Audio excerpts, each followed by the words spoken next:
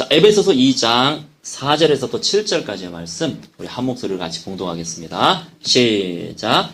긍휼이 풍성하신 하나님이 우리를 사랑하신 그 큰 사랑을 인하여 허물로 죽은 우리를 그리스도와 함께 살리셨고 너희는 은혜로 구원을 받은 것이라.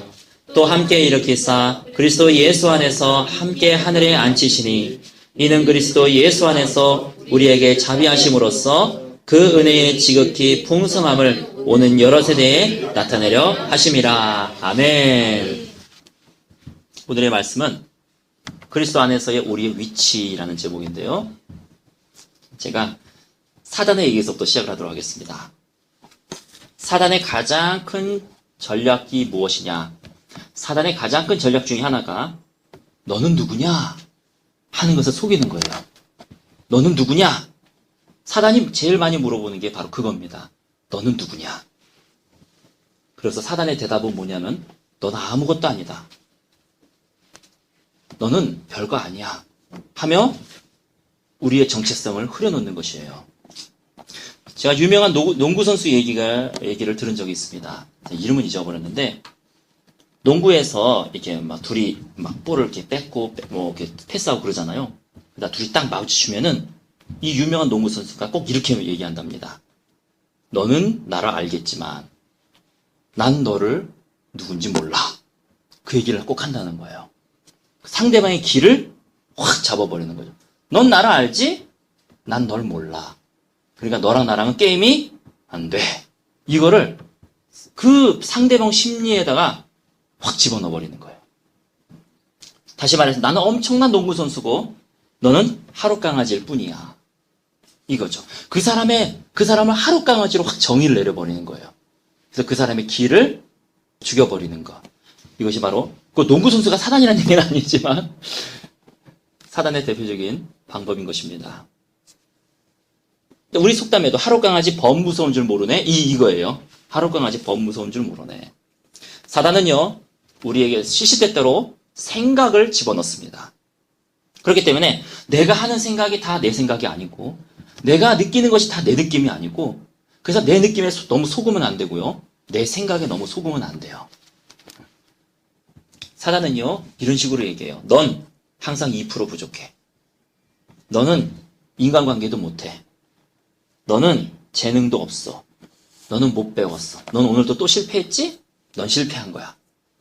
넌 해도 안 돼. 이런 걸로 내 자신을 자꾸 정의 내린다는 것이에요. 근데 제 경험으로 봤을 때 이 멍청한 나는 그걸 믿어요. 이것이 하나님으로부터 온 건지. 하나님은 뭐라 그러십니까? 너는 택한 족속이요. 베드로전서에 보면 너는 왕같은 제사장이며 너는 거룩한 나라며. 자, 내가 기분이 좋을 때는 거룩한 나라였다가 기분이 나쁘면 2% 부족한 사람이 되면 말이 안 되는 거죠. 하나님이 말씀하셨다면 그것은 변하지 않는 진리인 것입니다. 왜 그렇습니까? 우리의 주인이 누구기 때문에? 예수님이기 때문에. 예수님은요, 자기의 백성들을 반드시 그렇게 만드시는 분이시기 때문에 그렇습니다. 내 상황이 좋든 나쁘든 내가 능력이 있든 없든 상관없이 하나님은 자신의 종들에게 자신에게 자신을 종으로 받들고 자신의 백성들에게 하나님은 반드시 너는 택한 족속이요. 그것을 이루시기 때문에 그래요. 너는 왕같은 제사장이요. 하나님은 반드시 그걸 이루시는 분이십니다. 그래서 우리가 그런 말을 듣기에 황송하지만 그런 말을 들을 수 있는 이유는 뭐냐면 우리의 주인이 예수님이기 때문에 그렇습니다. 그래서 예수님을 나의 주인으로 모신 자는요, 수지 맞은 장사인 거예요. 하나님이 다 책임져 주신다는 거예요. 자, 이 사단의 말이요, 당장은 또 맞는 것 같기도 해요. 때론 내가 너무 자존감이 떨어져 있을 때는요, 맞아, 난 항상 2% 부족해. 난 해도 안 돼. 난 되는 일이 없었어. 하고 막 거기에 동의를 해요. 하지만 그 자체만으로도 또 그건 거짓말이에요. 왜냐하면 우선 과거, 때로는 현재의 내가 조금 그럴 수 있겠지만 그 말이 나의 미래까지는 정의 내릴 수 없기 때문입니다. 나의 미래는 하나님 손에 달려있기 때문에 그렇습니다.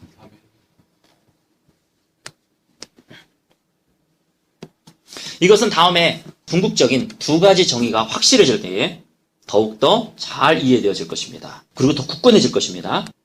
사단이 공격하는 그런 정의가 두 가지가 있는데, 첫 번째는 뭐냐면요. 사단은 뭘 공격하냐면 예수님은 누구인가? 그걸 공격해요. 예수님의 정체성에 대해서 사단은 공격합니다. 그래서 우리는 예수님이 누구지? 하고 물어보면은요. 유리야, 예수님이 누구지? 전지전능하신 분. 오케이. 우리 유리는 찬양마을교회 다녀가지고 벌써 예수님에 대한 정의를 바른 관점에서 보고 있어요. 좋습니다. 좋아. 하진아, 응. 예수님이 누구지? 하나님의 아들. 할렐루야. 저 진짜 감격스러워요. 할렐루야. 왜냐하면 일반적으로는요, 날 위해 대신 죽으신 분 그러거든요. 날 위해 대신 죽으신 분. 틀린 말은 아니에요. 하지만 그거는 복음의 일부분일 뿐입니다. 결국 사단은요, 하나님이 그리스도라는 것보다도 날 대신에 죽으신 분일 뿐이야. 역사적 인물은 맞아. 하지만 단지 죽으셨을 뿐이야. 지금 일일이 다 설명을 할 수는 없지만 이순신 장군이 이 나라에 살아서 임진왜란의 승리를 이끌었다는 그 증거보다 예수님이 다시 죽음에서 살아나셨다는 증거가 몇백 배 많죠. 예수님이 다시 살아나셨다고 하는 증거는 아주 단순하게 보더라도 그 당시에 예수님을 십자가에 못 박았던 빌라도가 로마에게 보낸 법정 문서에서도 나옵니다. 각각 큰일 났습니다. 제가 그대로 표현할 수는 없지만 이 예수란 사람이 죽을 때보다도 부활했을 때가 지금 소동이 더 심합니다. 이런 공문서가 있다는 것이에요. 자, 우리 마태복음 16장을 보겠습니다. 마태복음 16장 13절 말씀.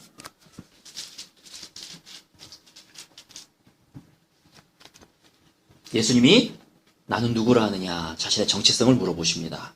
네, 올바른 정체성이 제자들에게 있어야 했기 때문이죠. 이 올바른 정체성이 우리에게 임하시기를 예수님의 이름으로 축원합니다. 13절을 같이 읽을게요. 시작. 예수께서 빌립보 가이사랴 지방에 이르러 제자들에게 물어 이르시되 사람들이 인자를 누구라 하느냐 이르되 더러는 세례 요한 더러는 엘리야 어떤 이는 예레미야나 선지자 중에 하나라 하나이다. 이르시되 너희는 나를 누구라 하느냐 시몬 베드로가 대답하여 이르되 주는 그리스도시요 살아계신 하나님의 아들이시니이다. 예수께서 대답하여 이르시되 바요나 시몬아 내가 복이 있도다. 이를 너에게 알게 한 이는 혈육이 아니요 하늘에 계신 내 아버지시니라. 또 내가 내게 이르노니 베드로라 내가 이 반석 위에 내 교회를 세우리니 음부의 권세가 이기지 못하리라. 아멘. 주님께서 물어보시는 거예요. 사람들이 나를 누구로 하느냐. 글쎄 더러는 엘리야라고 합니다. 더러는 세례 요한이라고 합니다. 더러는 예레미야라고 합니다. 이 세 사람의 공통적인 특징은 하나님께 쓰임받았던 위대한 인물이라는 것이죠. 즉 하나님께 쓰임받는 위대한 인물이라고 합니다. 선지자라고 합니다. 그런 뜻이 되는 것이죠. 근데 지금 4대 성인 중에 예수님을 그렇게 보고 있잖아요. 4대 성인으로 보고 있잖아요. 일단 4대 성인으로 봐서 그것도 틀린 건 아니죠. 예수님이 살아계셨으니까. 하지만 예수님이 단순하게 하나님께 쓰임받은 사람 이것이 아니라는 것입니다.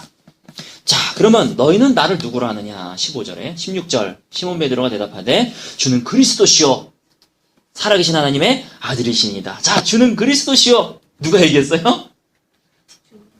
권율이 얘기했지. 유리가 뭐라 그랬지? 하나님 전지전능하신. 전지전능하신 분. 그 다음에 우리 하진이가 살아계신 하나님의 아들이라고 그렇게 얘기했죠. 그래서 제가 놀란 거예요. 하나님의 신성에 이 두 사람이 딱 맞춰져 있는 거예요. 포커스가. 자, 예수님이 원하시는 대답, 즉 내가 누구냐? 나는 그리스도다. 살아계신 하나님의 아들이다. 맞다. 예수께서 대답하여 이르시되 17절에 내가 복이 있다. 이를 내게 한 이는 알게 한 이는 혈육이 아니다. 네 생각도 아니다.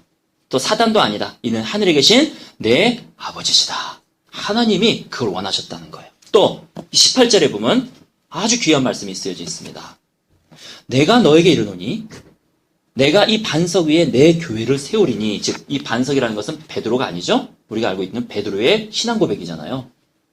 이 반석 위에 내 교회를 세우리니 음부의 권세가 즉 사단이 너를 이기지 못하리라. 자, 사단이 제일 공격하고 있는 것 중에 하나가 뭡니까? 예수님은 누구신가에 대한 공격이에요. 그러면 우리가 그 사단의 음부의 권세가 우리를 이기지 못하게 하려면 어떤 신앙 고백을 가지고 있어야 됩니까? 예수님에 대한 올바른 정의가 무엇입니까? 주는 그리스도시요 살아계신 하나님의 아들이라는 것입니다. 아멘. 예수님은 그리스도요, 메시아, 또 살아계신 하나님의 아들이라는 이 믿음이 우리가 굳게 서 있다면 사단은 우리를 좌지우지하지 못할 것입니다. 아멘. 그래서 사단이 넌 2% 부족해 해도 우리가 흔들리지 않는 거예요. 사단이 너는 해도 안 돼 이런 말 해도 우리가 흔들리지 않는 거예요. 왜? 나의 주인이신 하나님은 그리스도시요 살아계신 하나님이시기 때문에. 아멘. 난 너의 종이 아니거든. 네가 나를 넘어뜨릴 수 없거든. 그래, 내가 하나님을 몰랐을 때는 그렇게 살아왔다고 치자. 하지만 이제는 내 주인이 바뀌었거든. 아멘. 예수 이름을 명하니 썩 떠나가거라. 그 생각을 향해서 여러분들이 명령을 하는 거예요. 아멘. 우리 마태복음 12장을 보겠습니다. 마태복음 12장 38절 말씀. 마태복음 12장 38절 말씀. 조금 빨리 진행할게요. 자, 12장 38절 말씀. 같이 한 목소리로 공동하겠습니다. 시작. 그때 서기관과 바리새인 중에 몇 사람이 말하되 선생님이여 우리에게 표적 보여주시기를 원하나이다. 아니, 기사와 이적 충분히 봐놓고서도 갑자기 왜 표적을 보여달라 그래? 이게 무슨 얘기인가? 달라요. 표적이라고 하는 것은요, 선생님, 내가 당신이 죽은 자도 살렸고 병든 자도 고치는 것을 보았습니다. 하지만 그럼에도 불구하고 당신이 나는 하나님의 아들이라는 것을 난 믿지 못하겠습니다. 그러니 확실한 증거를 나에게 보여주세요. 당신이 하나님의 아들이라고 하는 확실한 표징을 나에게 보여주세요. 그런 뜻이에요. 표적이라고 하는 말은요, 기사, 이적 이런 말과 좀 약간 달라요. 기사와 이적은 말 그대로 그냥 초능력적인 것, 죽은 자를 이름을 살리고 병든 자를 고치는 거지만, 표적이라는 것은요, 너는 누구냐에 대한 대답이에요. 당신이 정말 그리스도라면 좀 보여줘봐라. 뭐라도 좀 보여줘봐라. 이런 얘기예요. 자, 39절, 40절 같이 읽겠습니다. 시작. 예수께서 대답하여 이르시되 악하고 음란한 세대가 표적을 구하나 선지자 요나의 표적밖에는 보일 표적이 없느니라. 요나가 밤낮 사흘 동안 큰 물고기 뱃속에 있었던 것 같이 인자도 밤낮 사흘 동안 땅속에 있으리라. 내가 3일 동안에 죽었다가 다시 살아나는 것을 보거든. 왜? 절대로 하나님 외에는 그렇게 할 사람 살 수가 없거든요. 하나님 외에는.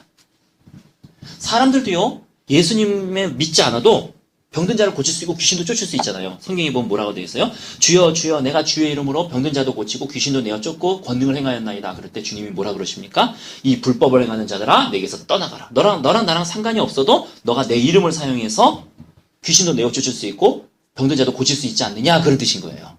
그런데 아무리 인간이 따라하려 하더라도 죽은 다음에는 천국 아니면 지옥에 가잖아요. 다시 3일 만에 살아난다는 것은요, 하나님 아니면 할 수가 없는 것입니다.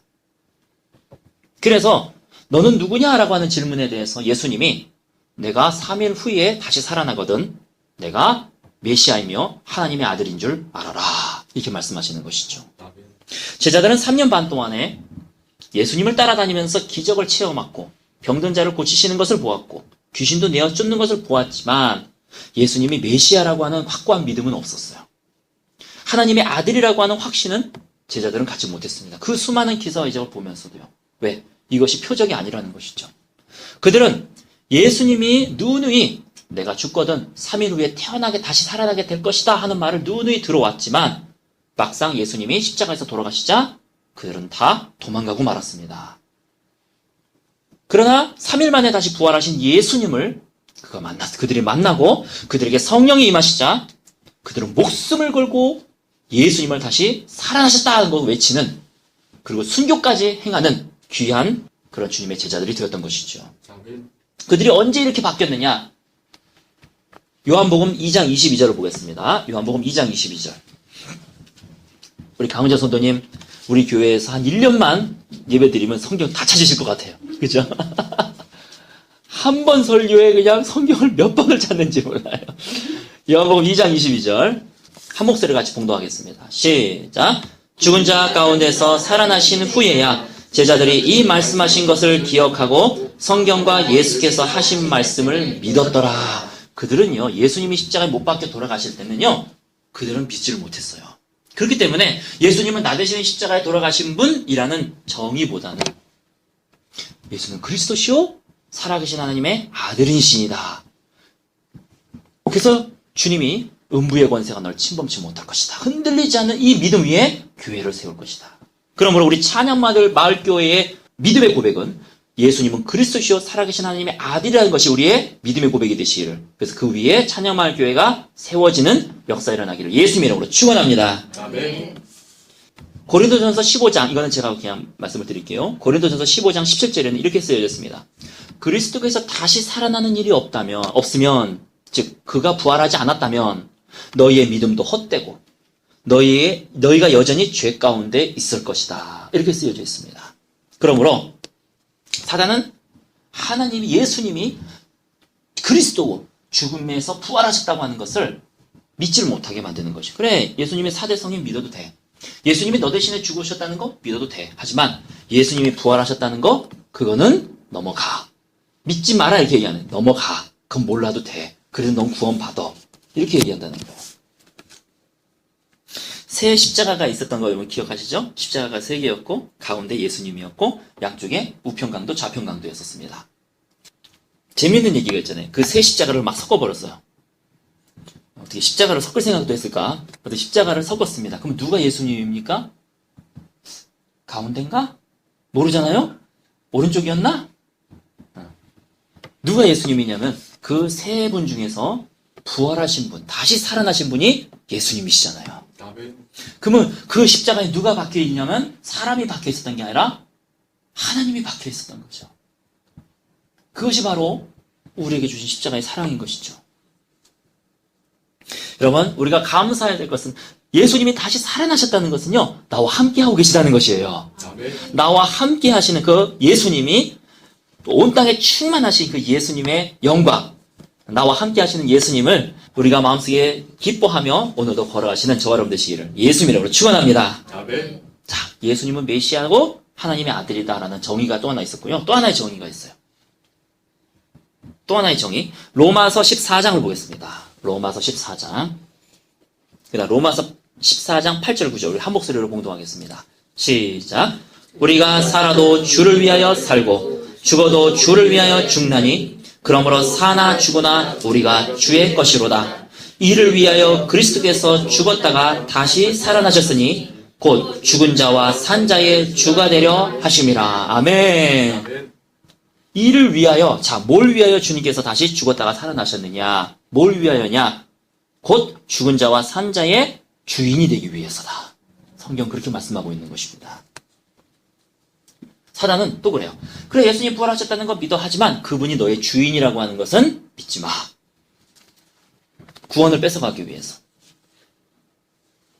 예수님이 다시 살아나신 것은요, 산자와 죽은 자의 주인이 되기 위함인 거다. 그래서 우리가 말로는 주여 주여 하지만 우리가 예수님을 진짜 나의 주인으로 인식을 못하게 만들어요. 말은 주님 주여 주여 하지만 너희가 주여 주여 하는 자마다 다 천국에 들어갈 것이 아니요 하나님의 뜻대로 행하는 자라야 천국에 들어가리라. 즉 하나님의 뜻대로 행하는 자라야 라는 것은요, 행위로 구원을 받는다는 얘기가 아니라 너가 입으로만 주여 주여 하지 말고 정말로 네가 예수님을 너의 주인으로 인식하라는 것입니다. 인식하라는 것. 빌립보서 2장을 보겠습니다. 빌립보서 2장. 성경 찾기에 큰 은사가 임할 줄 믿습니다. 아멘. 오늘따라 왜 이렇게 많이 찾으라 그래? 자, 빌립보서 2장 말씀 5절에서부터 11절까지 말씀 보겠습니다. 우리 같이 한 목소리로 봉독합니다. 너희 안에 이 마음을 품으라. 곧 그리스도 예수의 마음이니 그는 근본 하나님의 본체시나 하나님과 동등됨을 취할 것으로 여기지 아니하시고 오히려 자기를 비워 종의 형체를 가지사 사람들과 같이 되셨고 사람의 모양으로 나타나사 자기를 낮추시고 죽기까지 복종하셨으니 곧 십자가에 죽으심이라. 이러므로 하나님이 그를 지극히 높여 모든 이름 위에 뛰어난 이름을 주사 하늘에 있는 자들과 땅에 있는 자들과 땅 아래에 있는 자들로 모든 무릎을 예수의 이름에 꿇게 하시고 모든 입으로 예수 그리스도를 주라 시인하여 하나님 아버지께 영광을 돌리게 하셨느니라. 아멘. 예수님이요 부활하셔서 하나님의 보좌 우편에 앉아 계십니다. 그래서 하늘에 있는 것들과 땅 위에 있는 것들과 땅 아래에 있는 것들로 모두 예수 이름 앞에 무릎을 꿇게 하시고 그 입으로 예수를 주님이다 나의 주인이다 라고 시인하게 하셨다는 것입니다. 영접이란 무엇입니까? 주인을 바꾸는 것입니다. 이제까지는 내 삶의 주인이 나였었고 내가 내 인생을 주관하고 왔었고, 내가 내 감정대로 행동했고, 내가 내 생각대로, 사실 그 생각은 사단이 준 것이 경우가 많이 있죠? 한마디로 사단이 시키는 대로 내가 행동했었고, 사단이 시키는 대로 내 감정을 표출했었고, 분노했었고, 내 육체가 따르고자 하는 대로 내가 살았던, 어떻게 보면 사단이 내 주인 같기도 하고, 내 자신이 내 주인 같기도 했던 그런 삶 속에서 이제는 예수님을 나의 주인으로 바꾸는 것입니다. 그것이 바로 영접인 것이죠. 로마서 6장 16절에 이렇게 쓰여져 있습니다. 너희 자신을 종으로 내주어 누구에게 순종하든지 그 순종함을 받는 자의 종이 되는 줄을 너희가 알지 못하느냐. 너희가 죄의 종으로 사망에 이르거나 혹 너희가 하나님께 순종하여 의에 이르느니라. 이렇게 쓰여져 있습니다. 우리가 따르는 것이 바로 내 주인이라는 것이에요. 내가 만약에 내 자신이 주인이 되고 사단이 나의 주인이 되어서 나는 계속 죄를 짓고 산다는 것입니다. 그러나 죄의 종으로는 사망에 이르게 되지만 그러나 내가 내 주인을 바꾸면서부터 하나님의 말씀에 순종하여 의에 이르게 되는 줄 믿으시기 바랍니다. 제가 어느 순간서부터 제가 알게 됐어요.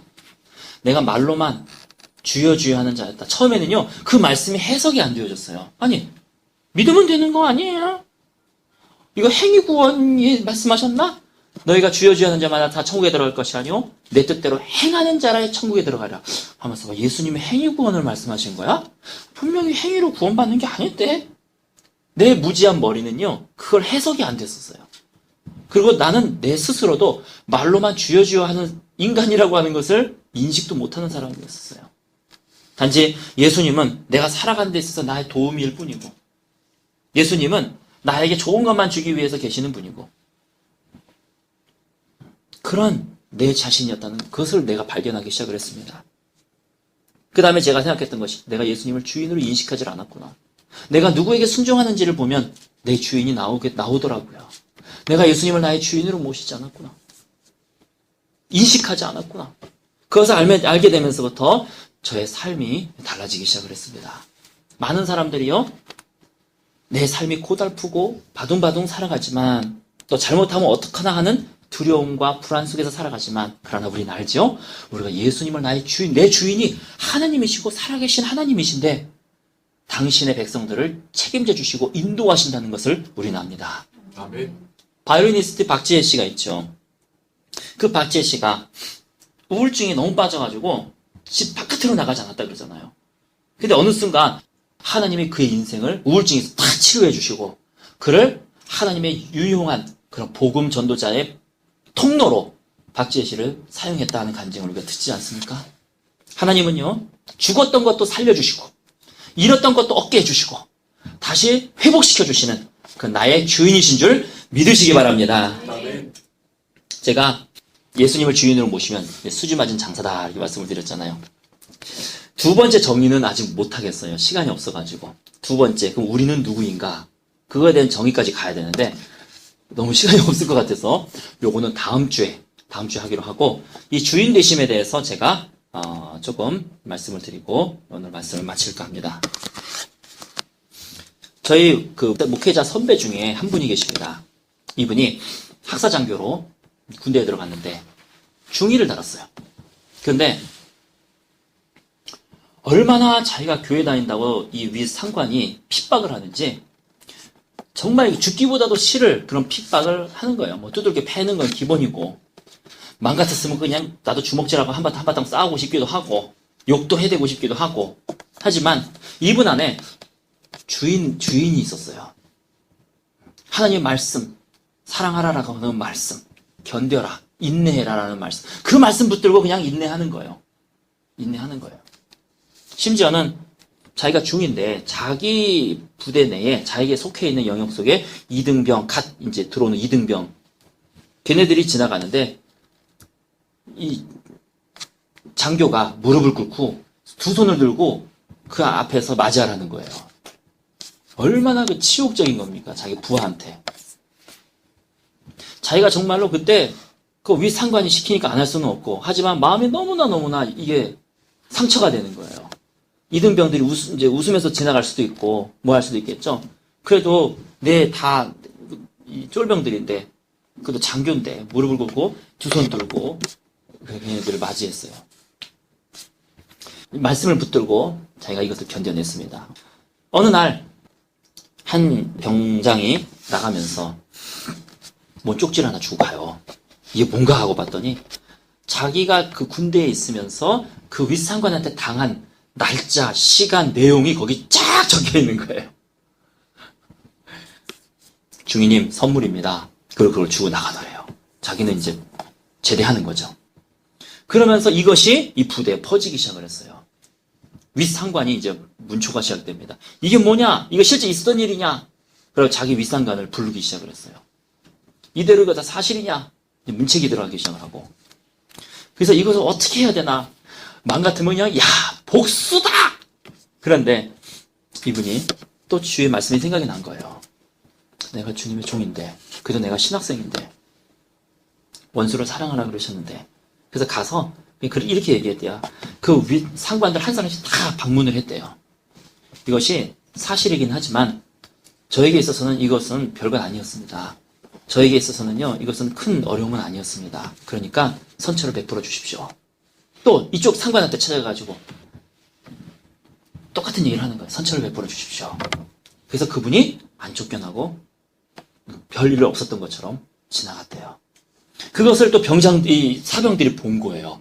야, 우리 중위님 쓸만하다, 괜찮다. 그래가지고 하나씩 또 예수 믿기 시작하고.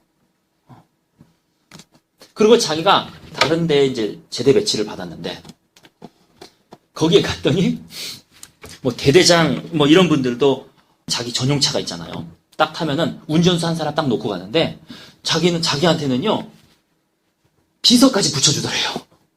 그래서 중위가 자기 전용차가 생기고, 거기에 운전수가 있고, 자기가 떴다 그러면은, 비서까지 둘이, 3명이 같이 가는 거예요. 하나님이 그렇게 갚아주셨다고. 자기가 받은 치욕, 자기가 받은 모욕을 하나님이 그렇게 갚아주셨다고. 자기보다 윗그레이드도 그렇게 할 수가 없는데 하나님이 은혜를 베풀어 주셔가지고. 그런데 그 자동차가 그 중위가 타는 자동차는 아니었나 봐요. 저 높은 계급이 타는 그런 자동차였었나 봐요. 이 자동차가 딱 자기가 타고 이제 지나가면은 자기보다 계급이 높은 사람도 차를 딱 보고 우리 누구다! 그러죠. 딱 거수경례를 한다는 거예요.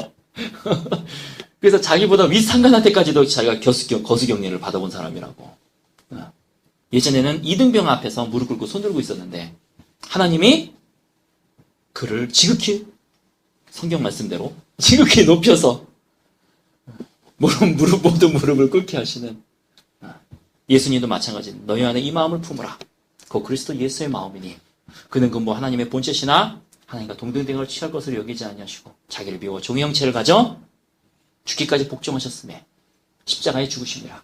하나님께서 그를 지극히 높여 모든 이름 위에 뛰어난 이름을 주사 하늘에 있는 것과 땅 위에 있는 것과 땅 아래에 있는 것으로 하여금 모든 무릎을 예수 앞에 꿇게 하시고 그 입으로 예수를 주의라 시인하게 하셨느니라. 여러분, 지금 어려움 당하고 있다고 해서 또 모욕을 당하고 있다고 해서 이것이 다가 아니라는 것입니다. 사단에 속지 마시기 바랍니다. 우리에게는 우리가 예수님을 나의 주인으로 모시면 예수님은 나를 다시 회복시켜 주시고 병든 것을 치유하여 주시고 나의 모든 환경을 다시 회복시켜 주시는 줄 믿으시기 바랍니다. 그렇기 때문에 예수님을 나의 주인으로 모신 영광은 너무나 크고 대단한 것입니다. 이 말씀을 붙들고 오늘 주님께서 나를 회복시키시고 나를 다시 이렇게 세워주시고 예수님이 나의 주인이시기 때문에 나에게 주님께서 생명을 공급해 주시고 오늘도 우뚝 서게 하시는 그런 예수님의 믿음을 오늘도 소유하시고 앞으로 전진하시는 저와 여러분 되시기를 예수님의 이름으로 축원합니다. 같이 기도하시겠습니다.